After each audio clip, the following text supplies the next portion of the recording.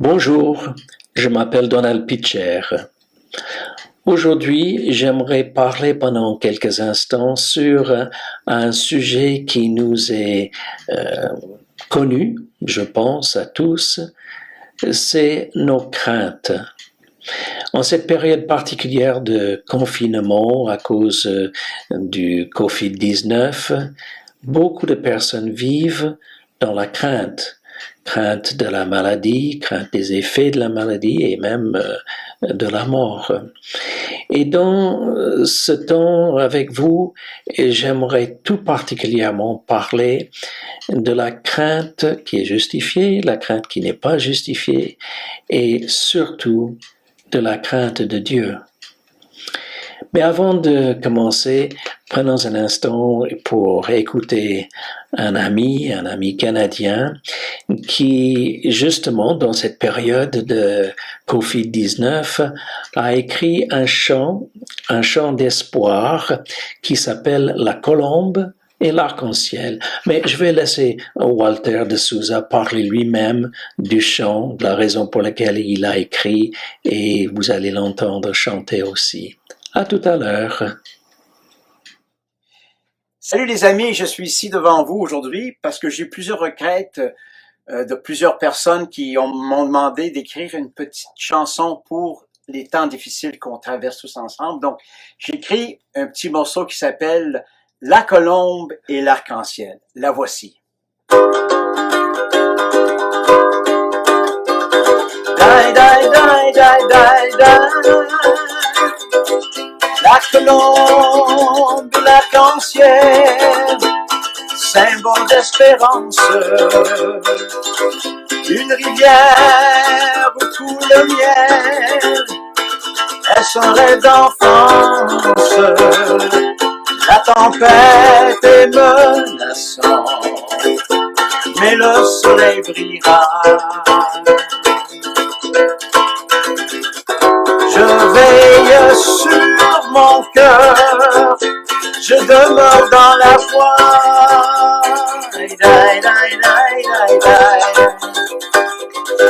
die, die, die, die. La colombe et l'arc-en-ciel, symbole de la grâce. Il faut saisir l'essentiel, que la paix prenne sa place. La tempête est menaçante, mais le soleil brillera. Je veille sur mon âme, je demeure dans la foi.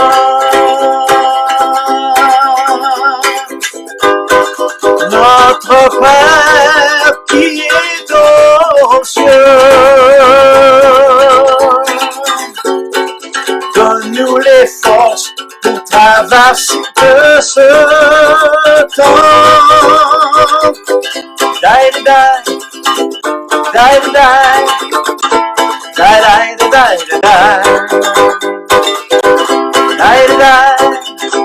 die, die, die. Die, die, die, die, die. La tempête est menaçante, mais le soleil brillera. Je veille sur mon cœur, je demeure dans la foi. Die, die, die, die, die. Die, die, die, die, die. Il y a une autre strophe, mais vous pouvez le regarder sur Facebook quand ça va sortir. Il y a une autre personne qui m'a demandé, Walter, as-tu une parole de Dieu, venue de Dieu pour les temps qu'on vive? Et j'ai prié et j'ai pas eu vraiment de révélation. Et ce qu'on a besoin aujourd'hui, c'est pas des suggestions ou des suppositions, mais c'est vraiment des révélations. Le Seigneur m'a pas donné une révélation comme telle, mais il a parlé à mon cœur par deux passages. Le premier, c'est en Isaïe, où Dieu dit au prophète car mes pensées ne sont pas vos pensées, et vos voix ne sont pas mes voix, dit l'Éternel. Autant les cieux sont élevés au-dessus de la terre, autant que mes voix sont élevées au-dessus de vos voix. Donc, les voix de Dieu transcendent les miennes, et je ne veux pas dire n'importe quoi. Il y a une autre parole que Dieu dit à Job. Qui est celui qui obscurcit mes desseins par des discours sans intelligence? Voyez-vous, j'ai pas une réponse absolue, mais je sais quelque chose. J'ai quelque chose quand même dans mon cœur. Si Dieu permet ces choses, c'est qu'on puisse chercher des vraies valeurs. Tout est arrêté. La folie furieuse pour avoir l'argent, le plaisir ou whatever, c'est arrêté maintenant. Dieu veut qu'on puisse réfléchir. Il veut qu'on rentre en nous-mêmes. Il veut qu'on passe un temps d'introspection. Il veut peut-être un temps de repentance. Il y a un passage où Dieu dit à Salomon, c'est une grande promesse. Et ça, c'est surtout pour le peuple de Dieu, pour l'Église. Si mon peuple, sur qui est invoqué mon nom, s'humilie, prie et cherche ma face, et s'il se détourne de ses mauvaises voies, je l'exaucerai des cieux, je lui pardonnerai son péché et je guérirai son pays. On a besoin de la guérison de Dieu, de la grâce de Dieu, de la puissance de Dieu et de la paix dans nos cœurs. Merci, cher Walter. Merci pour ce que tu as chanté, ce que tu as partagé avec nous, et merci pour ce beau verset que tu viens de nous laisser à la fin, ces paroles du Seigneur. Si mon peuple s'humilie, cherchant ma face, je l'exaucerai des cieux. Écoutez, avant d'aller plus loin et de parler de la crainte de Dieu, prenons un instant pour écouter encore un chant, mais qui reprend ce verset que Walter nous a laissé. Si mon peuple s'humilie, c'est les chanteurs de Jeunesse en Mission qui nous le chantent.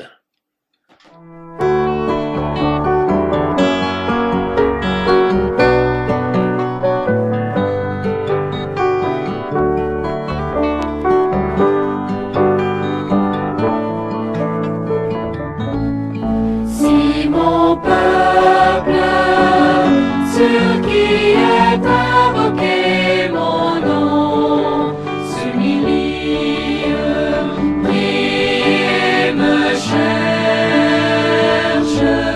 Si mon peuple, sur qui est invoqué mon nom, se détourne de ses mauvaises voies,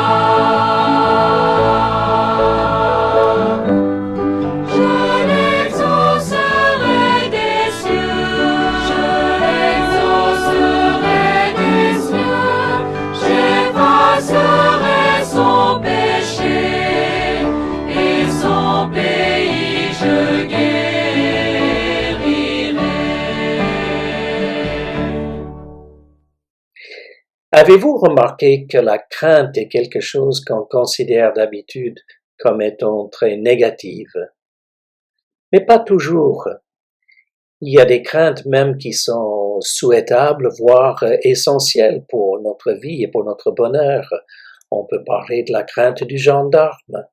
C'est une anomalie que de nos jours, les policiers se font caillasser dans certains quartiers. On peut parler aussi de la crainte des parents chez les enfants, où c'est quelque chose qui est nécessaire pour leur formation. On peut même dire que dans cette période particulière que nous vivons actuellement, si les gens acceptent volontiers le confinement, il me semble, n'est-ce pas, que c'est en partie à cause de leur crainte de Covid-19 et parce qu'ils veulent en être sauvés, ils veulent être protégés, qu'ils acceptent ce confinement.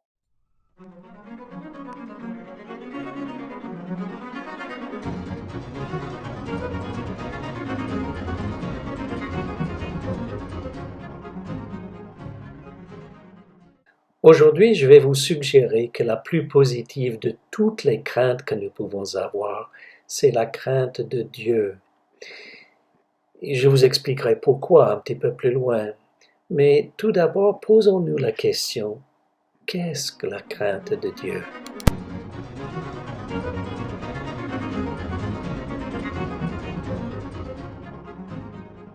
La crainte de Dieu n'est pas à confondre avec nos peurs habituelles dont nous avons parfois besoin. Par exemple, la peur de tomber, la peur de ne pas être à la hauteur dans notre travail ou à l'école, la peur d'avoir des difficultés financières et ne pas réussir à maintenir nos paiements sereins, une dette par exemple. Dans le langage courant, le mot craindre a un sens voisin de redouter ou avoir peur. Mais lorsqu'il s'agit de craindre Dieu, cette crainte a tout un autre sens. Devant Dieu, nous sommes saisis par sa grandeur et la distance infinie qui nous sépare, nous, dans notre petitesse, dans nos limites, avec cette grandeur infinie de Dieu. Alors, ça suscite en nous un respect énorme et comme produit de ce respect, une soumission. La crainte de Dieu, donc, c'est le respect et la soumission à Dieu.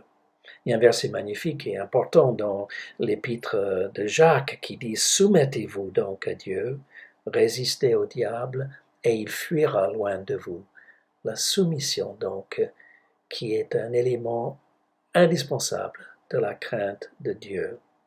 Certains se rappelleront l'histoire dans l'Ancien Testament, dans la vie d'Abraham, quand Dieu a mis Abraham à l'épreuve en lui demandant de lui offrir son fils Isaac en sacrifice. Et lorsqu'il a, à la dernière minute, envoyé son ange pour arrêter Abraham, Abraham était prêt à aller jusqu'au bout sans rien y comprendre. Il avait attendu des années pour avoir un fils, et maintenant que Dieu lui avait donné un fils, quelques années après, Dieu lui demande de lui rendre ce fils.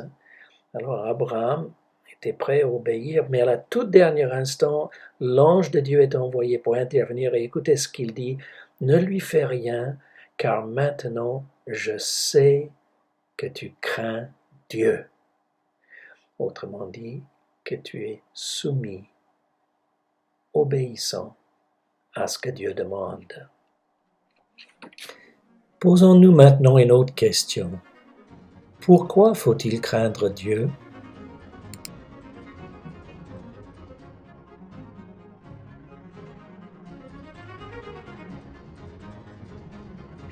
Je voudrais vous proposer une réponse en deux parties à cette question de pourquoi craindre Dieu.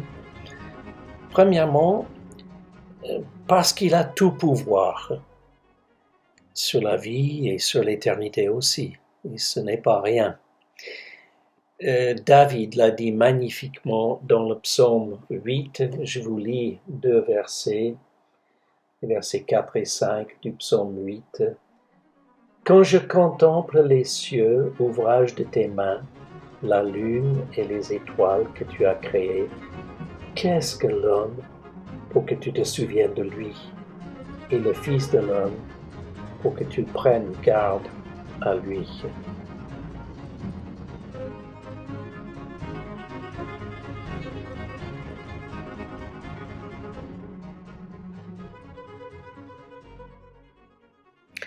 Et une deuxième raison pour craindre Dieu, c'est parce qu'il est digne de tous les honneurs, le seul qui mérite d'être craint.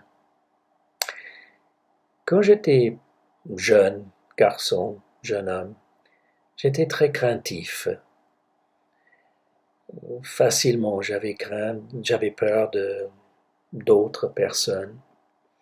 Mais un jour, Dieu m'a donné à comprendre qu'avoir peur des hommes n'était ni plus ni moins qu'une forme d'idolâtrie, puisque c'est lui seul qui est digne de notre crainte. Du moment que je crains les hommes, que je crains quelqu'un d'autre, eh bien, je donne à l'autre personne une chose qui appartient à Dieu. Jésus a dit ceci dans l'évangile de Matthieu, chapitre 10, verset 28. « Ne craignez pas ceux qui tuent le corps et qui ne peuvent tuer l'âme. Craignez plutôt celui qui peut faire périr l'âme et le corps dans la Géhenne. » Pourquoi donc craindre Dieu? D'abord, parce qu'il a tout pouvoir sur la vie et l'éternité, et deuxièmement, parce que lui seul en est digne. Il y a un cantique magnifique, écrit à l'origine en suédois et traduit ensuite dans de nombreuses langues autour du monde, et que nous allons écouter maintenant, et qui reflète ce que nous venons de dire sur les raisons pour lesquelles on craint Dieu, Dieu Tout-Puissant, quand mon cœur considère tout l'univers créé par ton pouvoir.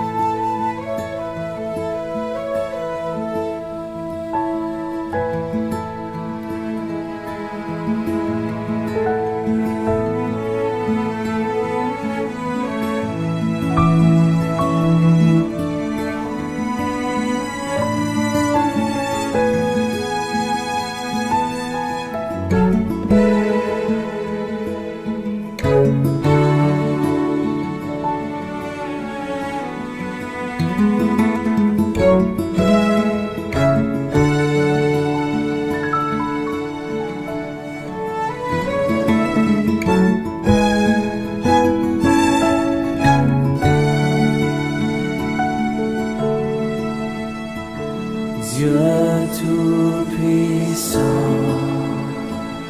quand mon cœur considère tout l'univers créé par ton pouvoir, le ciel d'azur, les éclairs, le tonnerre, le clair matin, ou les ombres du soir, de tout mon être, alors s'élève un chant. Dieu Tout-Puissant, que tu es grand, de tout mon être, alors s'élève un chant. Dieu Tout-Puissant, que tu es grand.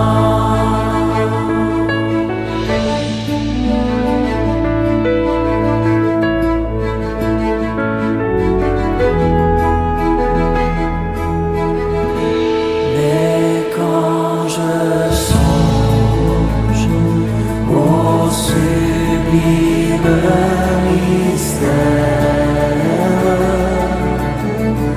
qu'un Dieu si grand a pu penser à moi,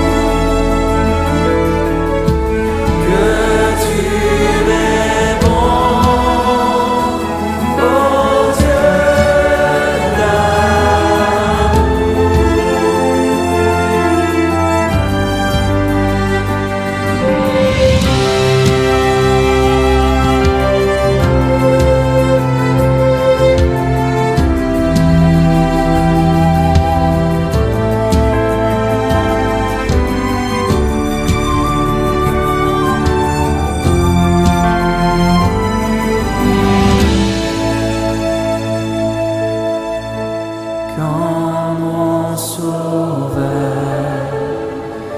éclatant de lumière se lèvera de son trône éternel et que les sangs des douleurs de la terre je pourrai voir les splendeurs de son ciel. Je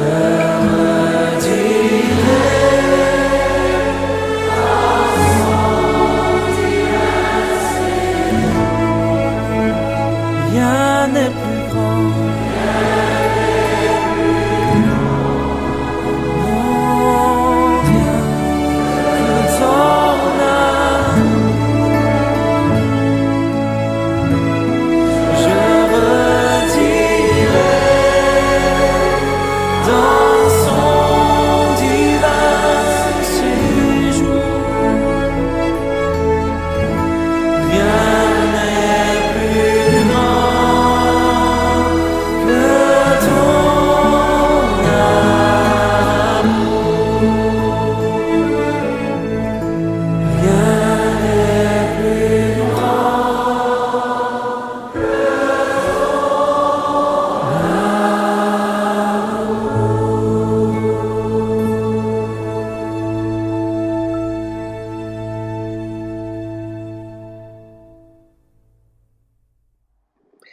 Merci Sébastien Demery et Jamie Lahey pour cet enregistrement magnifique de Dieu Tout-Puissant. Pour nous présenter cette version, ils ont dû voyager dans plusieurs pays francophones et partout enregistrer des groupes, des églises qui étaient en train de chanter ce chant et ensuite ils ont compilé le tout ensemble et le résultat nous bénit, n'est-ce pas? Nous sommes prêts maintenant pour une autre question. Cette fois-ci, nous nous demandons que dit la Bible sur la crainte de Dieu.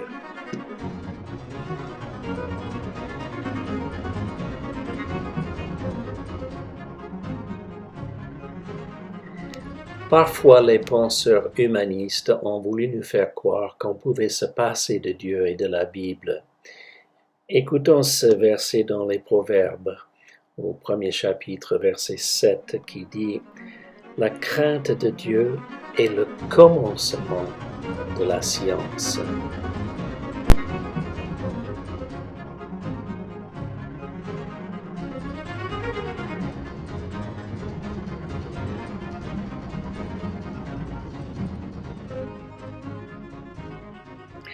Il y a encore une certaine arrogance un peu méprisante chez quelques intellectuels qui s'estiment au-dessus de la foi en Dieu, souvent un peu ignorants en fait de ce que dit la Bible, de ce que la Bible enseigne. Ils rient de la naïveté d'une confiance en un Dieu qu'ils ne voient pas. Mais en observant la complexité de notre monde, même de notre propre corps, est-ce qu'il est vraiment plus logique de croire que toute la création vient d'un accident, fruit du hasard? Est-ce que ça c'est plus logique que d'y voir l'œuvre magnifique d'un créateur dont l'ouvrage dépasse tout ce que l'homme saurait faire? Moi, je ne pense pas. La Bible n'est pas un livre scientifique, mais spirituel. Elle existe pour nous conduire à Dieu, nous montrant en Jésus comment il est. Et quand on voit comment est Dieu, et ça nous conduit, évidemment, puisqu'il existe, puisqu'il est là, puisqu'il est grand, à cette crainte, ce respect, cette soumission qui est la crainte de Dieu. Alors si la Bible n'est pas un livre de science, il n'empêche que puisque c'est le livre qui nous révèle Dieu, eh bien, et puisque Dieu est au commencement de tout, eh bien, Dieu est aussi, et la Bible est aussi, et la crainte de Dieu est le commencement de la science aussi.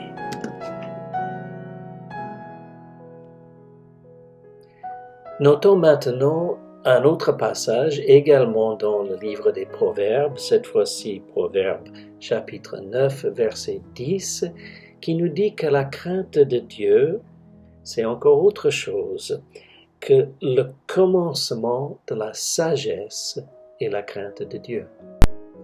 Ainsi nous voyons que et la science et la sagesse sont ancrées en la crainte de Dieu. Est-ce qu'il nous arrive de nous sentir désorientés, de chercher notre chemin, de ne pas savoir exactement par où on doit passer sur terre?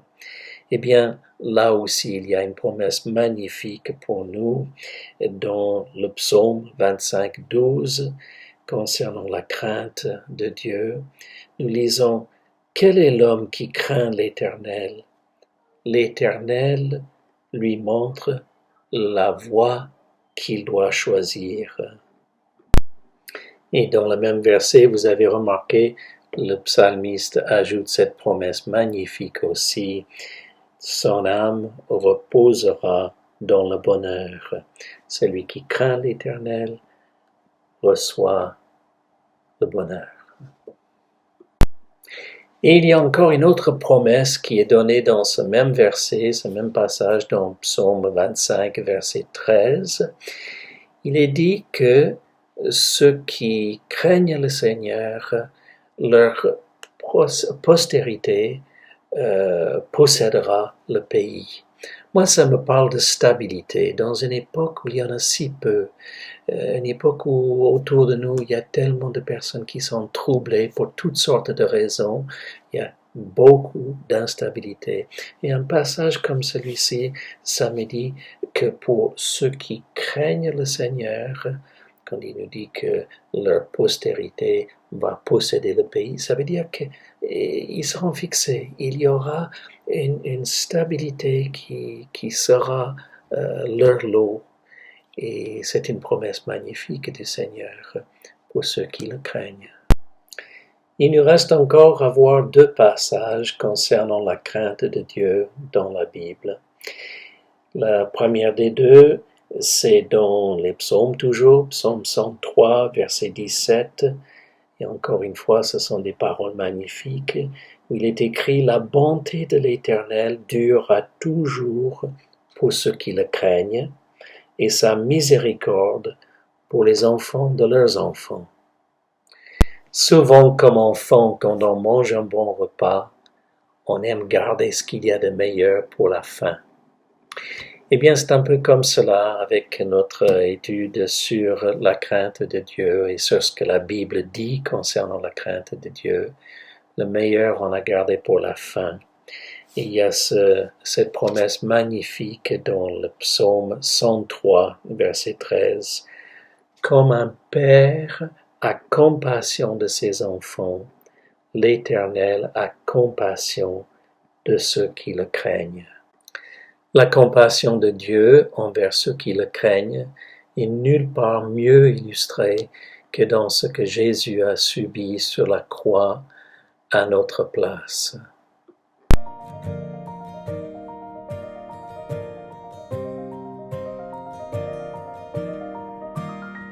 Entends-tu sa douce voix? Mon enfant, prends ma main. Bien que faible, viens à moi. Tu trouveras ton soutien. Jésus a tout payé. Ma dette est acquittée. La marque du péché effacée, mon âme est purifiée.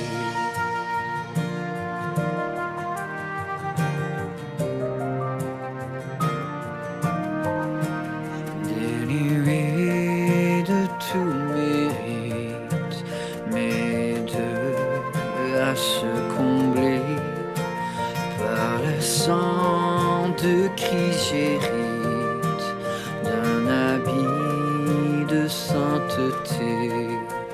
Jésus a tout payé, ma dette est acquittée. La marque du péché effacée, mon âme est purifiée.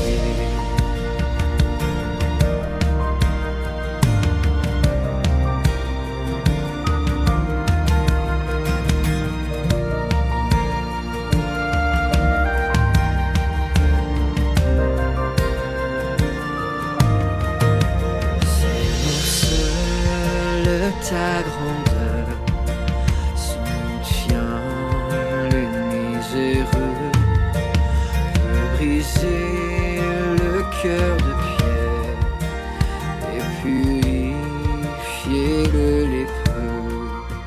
Jésus a tout payé, ma dette est acquittée. La main du péché effacé, mon âme est purifiée.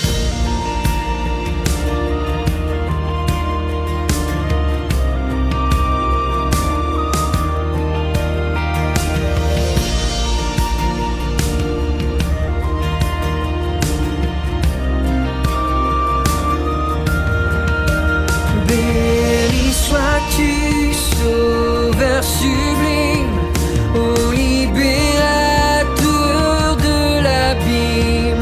Béni sois-tu, Sauveur sublime, tu m'as racheté de l'abîme. Au grand jour, devant le trône, en Christ glorifié, Jésus mourut pour mon âme, à jamais je le louerai. Jésus a tout payé, ma dette est acquittée. La main du péché effacée, mon âme est purifiée.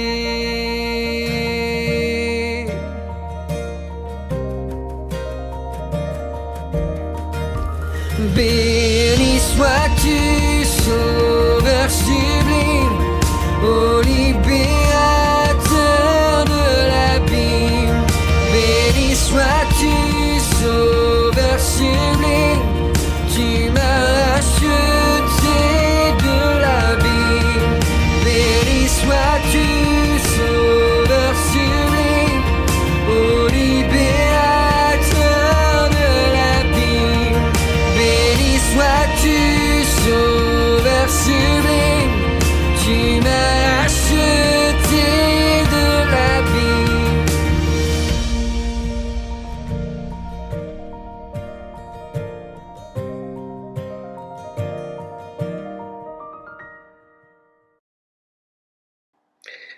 Nous remercions Philippe Viquier pour ce beau chant et surtout pour les belles paroles. J'ai quelques dernières remarques concernant la crainte de Dieu avant de terminer cette émission. C'est lorsqu'on a d'abord craint qu'on peut vraiment goûter la tendresse de l'amour de Dieu. C'est comme un repas.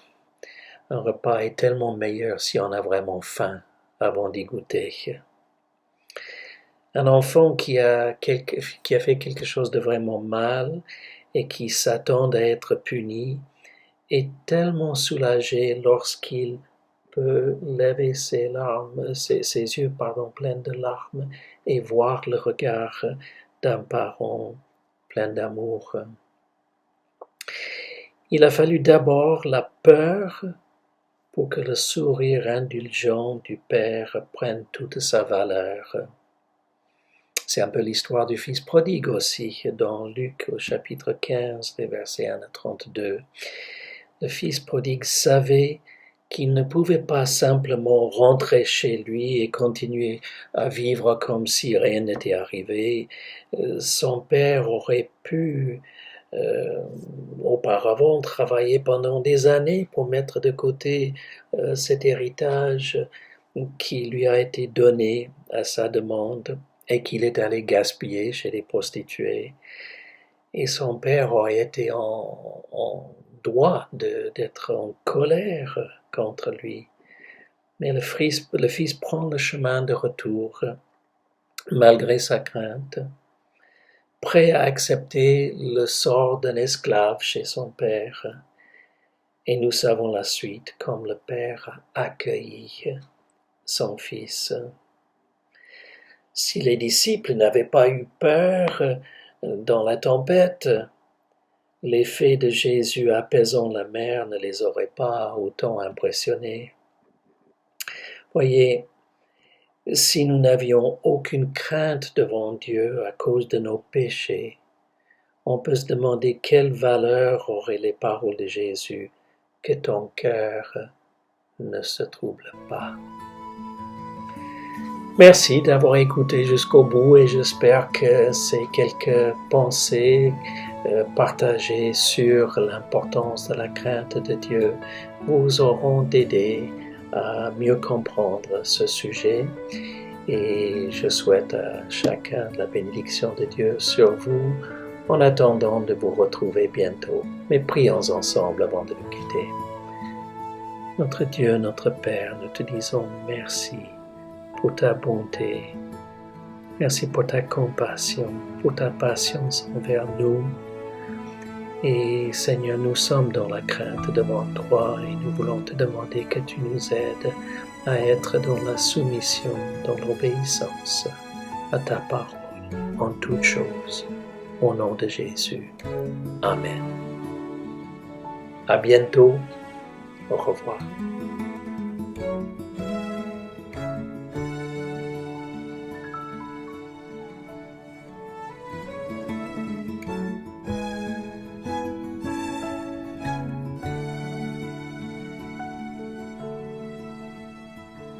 Dieu Tout-Puissant,